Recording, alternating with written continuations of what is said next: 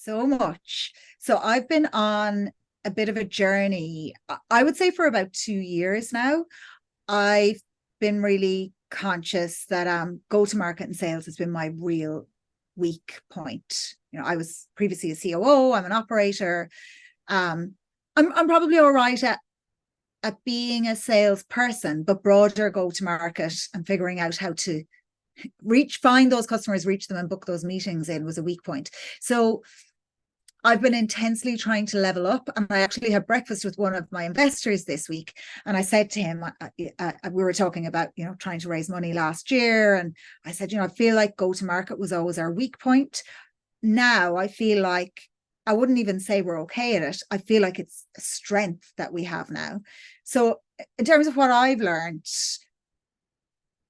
learned so much about how to define who it is you should go after, how to then find those people, and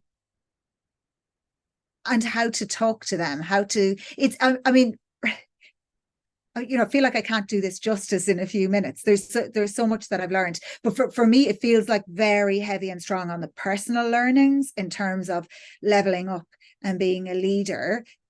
It feels like the whole experience so far, and I'm still working with you guys, it's been so educational. It's very hard to put into a few words. Really was just around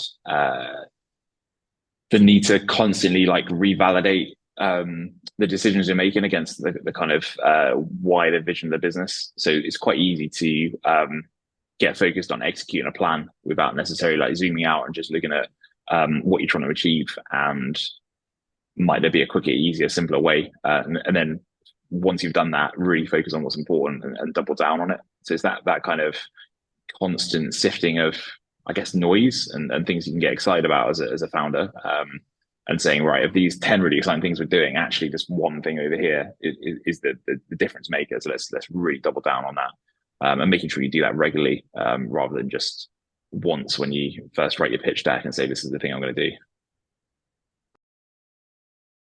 Before I met the team from Vencha, I knew very little about the SaaS world. My background was marketing and tech, and we were very much sort of project-based company. So meeting the guys from Vencha brought me and opened my eyes to the world of SaaS and the way it worked. And they took me on a journey of discovery, first of all, which was understanding, analyzing product, right the way through to sort of customer research, and then obviously about the financials behind it and how the business models are structured. So it was a full sort of 360 educational piece. So I couldn't learn any more, really. It was we were very fresh to this world, and we couldn't have asked for a stronger team to sort of take us into it.